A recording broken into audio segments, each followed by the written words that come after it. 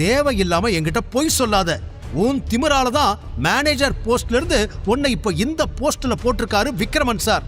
அத பர்சனலா மனசுல வச்சுக்கிட்டு ஆபீஸ் பேரையே கெடுக்கலான்னு பாக்குறியா என்று கீர்த்தனா ஏதேதோ பேசிக்கொண்டே போக, நான் உனக்கு மறுபடியும் சொல்றேன், என்கிட்ட இப்படி கத்தாத, மரியாதையா பேசு என்று எச்சரித்தான் சர்வா. இல்லனா என்ன பண்ணுவ? உன்னால என்ன பண்ண முடியும்? நான் உனக்கு இங்க சீனியர், அத முதல்ல ஞாபகத்துல வச்சுக்கோ. நீதான் எனக்கு மரியாதை கொடுக்கணும் என்று கீர்த்தனாவும் பதிலுக்கு பதில் பேச, அந்த ஃபைலை மீண்டும் அவள் கையிலேயே கொடுத்தவன், உன் கூட பேச எனக்கு டைம் இல்ல, உன்னால என்ன பண்ண முடியுமோ பண்ணிக்கோ, முதல்ல இங்கிருந்து கிளம்பு என்று முகத்தில் அடித்தது போல கூறிவிட்டான். அப்படியா? இப்பவே உன் வேலைக்கு ஆப்பு வைக்கிறேன் பாரு, நான் யாருன்னு உனக்கு காட்டுறேன் என்று சொடக்கு போட்டு கோபமாக கத்திவிட்டு அங்கிருந்து வெளியே சென்றாள் கீர்த்தனா. சர்வா அதற்கு மேல் அதை பற்றி யோசிக்காமல் தனது வேலையில் கவனம் செலுத்தினான்.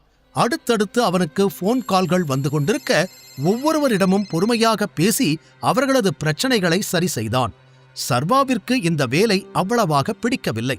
ஆனால் இந்த டிபார்ட்மெண்டில் தான் ஆபீஸ் அசிஸ்டன்ட்டுக்கு கூட தனியாக கேபின் கொடுக்கப்படும் என்பதாலேயே அவனுக்கு இந்த வேலையை கொடுத்தார் விக்ரமன். லஞ்ச் டைமில் கேண்டீனுக்கு வந்த சர்வா ஒரு பர்கர் வாங்கி சாப்பிட ஆரம்பித்தான். காலையில் சண்டை போட்ட பின் அவன் கீர்த்தனாவை பார்க்கவே இல்லை. ஒருவேளை விக்ரமன் அங்கிள் கிட்ட எல்லாத்தையும் போய் சொல்லியிருப்பாளா?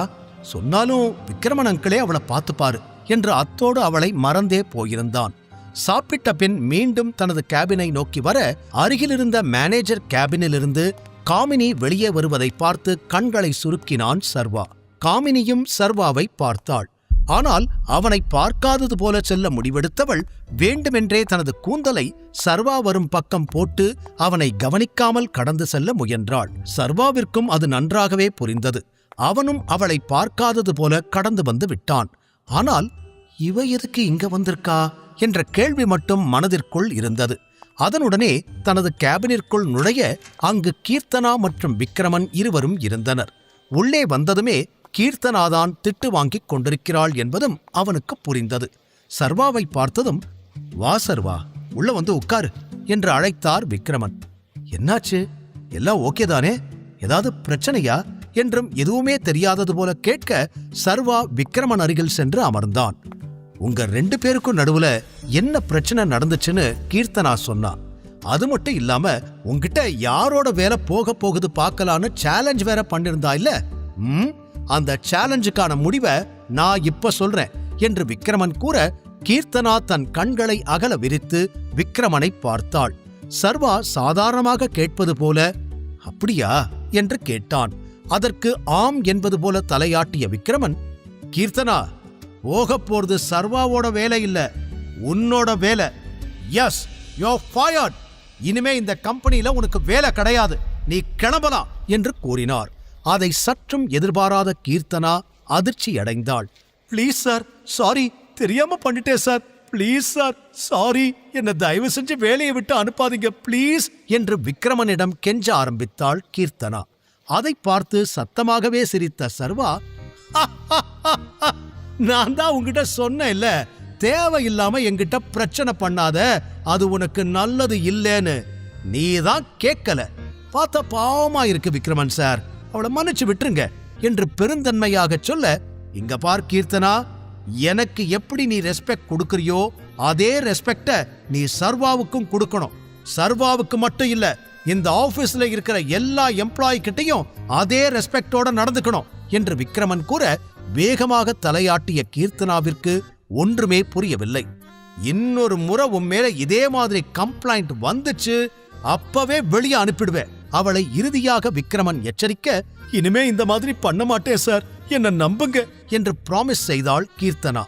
ஆல்ரைட், நீ போகலாம் என்று அனுப்பி வைத்து விக்ரமன் சர்வாவிடம், உன்கிட்ட ஒரு முக்கியமான விஷயம் சொல்லத்தான் நான் இங்க வர சொன்னேன். இன்னைக்கு நைட் ஒரு ஆக்ஷன் நடக்குது, அங்க ஆலியாவும் வருவா என்று சொன்னதும் சர்வாவின் முகம் பிரகாசமாக மாறியது. அப்படின்னா நாமளும் அங்க போக போறோமா என்று ஆர்வமாக கேட்டான் சர்வா. போக போறோம்தான், ஆனா தனித்தனியா. அங்க நாம 2 பேரும் சேர்ந்து போனா கண்டிப்பா பாக்குறவங்களுக்கு சந்தேகம் வரும். அதுவும் இல்லாம ஆதிசேஷன் அங்க வரத்துக்கு நிறைய சான்ஸ் இருக்கு.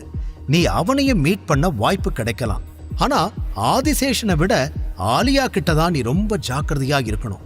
உன்னை ஆக்ஷன் நடக்கிற ரெஸ்டாரண்ட்டுக்கு கூட்டிட்டு போறதுக்கு நான் அரேஞ்ச்மெண்ட்ஸ் எல்லாம் பண்ணிட்டேன். இந்த விஐபி கார்டை நீ வச்சுக்கோ.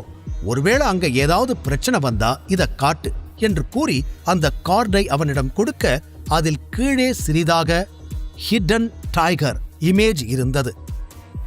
நீதான் ரியல் டைகர்னு கண்டுபிடிச்சிட்டா உன்கிட்ட பிரச்சனை பண்ண வரவன் கூட உன்னை கடவுள் மாதிரி கையெடுத்து கும்பிட ஆரம்பிச்சிடுவான் என்று விக்ரமன் கூற சர்வா அதை கேட்டு சிரித்தான். சர்வா ஆலியாவை சந்தித்தால் என்ன நடக்கும்? சரி, எல்லாத்தையும் நாளைக்கு வந்து பார்த்துக்கலாம் என்று மூடி வைத்துவிட்டு ஆபீஸில் இருந்து கிளம்பினான். அப்போதுதான் சர்வாவிற்கு இன்னொரு விஷயம் ஞாபகம் வந்தது.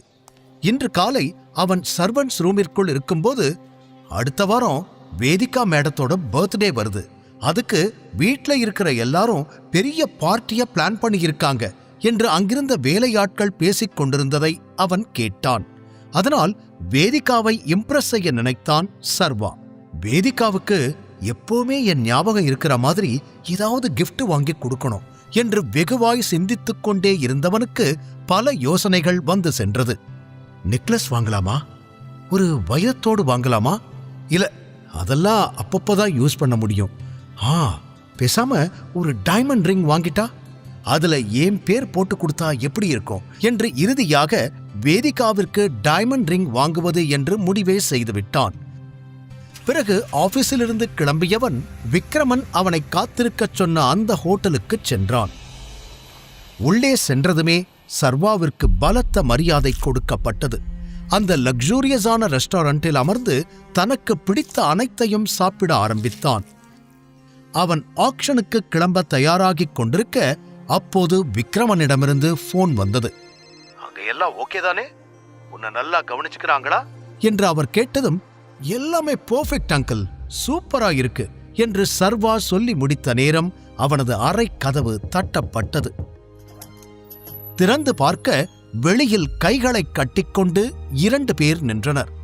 சர்வா சார், என் பேர் கைலாஷ், இது ஷங்கர். நாங்க 2 பேரும் விக்ரமன் சார் சொல்லி இங்க வந்திருக்கோம். உங்களை ஏலம் நடக்கிற இடத்துக்கு கூட்டிட்டு போக சொன்னாரு, கிளம்பலாமா என்று பணிவுடன் கேட்டான் அவன். அதற்கு சரி என்று தலையாட்டிய சர்வா போனை கட் செய்துவிட்டு ஒருமுறை கண்ணாடியில் தன்னை சரிபார்த்து கொண்டான். லேசாக கூட கலையாத தன் முடியை மீண்டும் ஒருமுறை சரி செய்து கொண்டான். ஆலியாவை சந்திக்கும் போது அவள் முன்னால் தான் எந்த விதத்திலும் குறைவாக தெரியக்கூடாது என்பதில் சர்வா மிகவும் கவனமாக இருந்தான். அதற்காகவே எக்ஸ்பென்சிவான கோட் சூட், பெர்ஃப்யூம் என அனைத்துமே வாங்கியிருந்தான். சில நிமிடங்களுக்கு பிறகு அறையிலிருந்து வெளியே வந்தவன் கைலாஷ் மற்றும் ஷங்கருடன் காரில் கிளம்பினான். ஏலம் நடக்கும் இடத்திற்கு வந்ததும் கைலாஷ் காரிலேயே இருந்து கொள்ள சர்வா மற்றும் ஷங்கர் இருவரும் உள்ளே நுழைந்தனர். அங்கு அவர்களுக்கு ஏற்கனவே சீட் தயாராக இருந்தது. அதில் அமர்ந்து அந்த இடத்தை சுற்றி பார்த்தான் சர்வா. சுமார் 30 பேர் அந்த இடத்தில் கூடியிருந்தனர். அந்த அட்மாஸ்பியரே சற்று சீரியஸாக இருந்தது. நம்ம லேட்டா வந்துட்டோமோ, ஏலம் ஆரம்பிச்சிட்ட மாதிரி இருக்கு என்று சர்வா சந்தேகமாக ஷங்கரிடம் கேட்ட நேரம், 5 கோடி ஒரு தரம் என்று மேடையிலிருந்து நபர் சொல்ல சர்வாவின் கவனமெல்லாம் அந்த பக்கம் திரும்பவே இல்லை. மீண்டும் மீண்டும் அந்த ஹாலை சுற்றி பார்த்தவன் ஆலியா எங்காவது இருக்கிறாளா என்பதைத்தான் தேடிக்கொண்டிருந்தான்.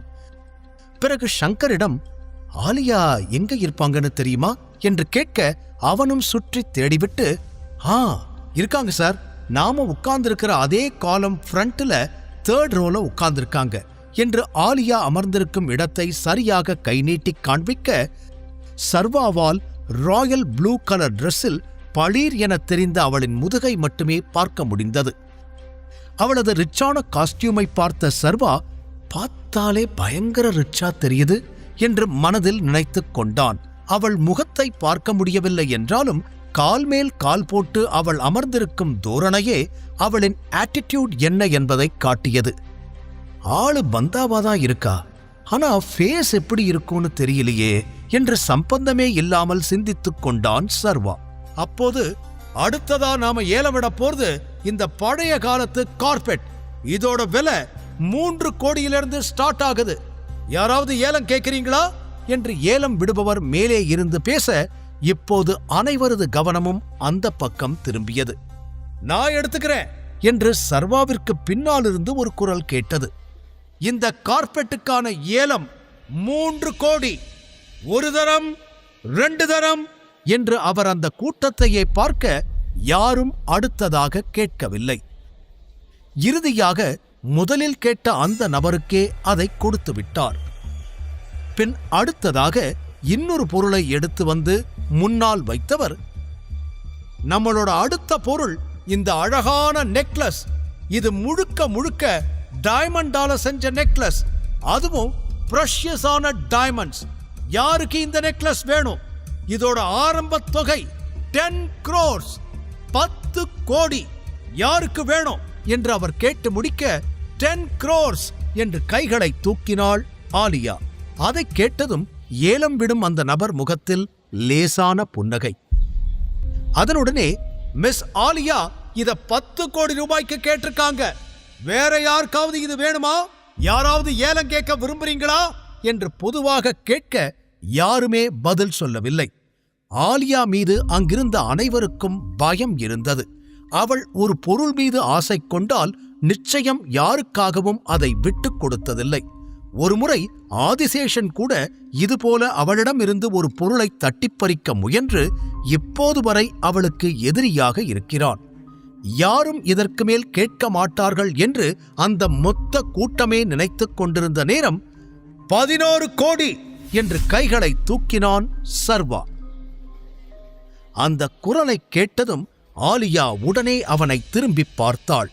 அவளுடைய அழகிய முகத்தை சர்வா அப்போதுதான் முதன்முறை பார்த்தான்.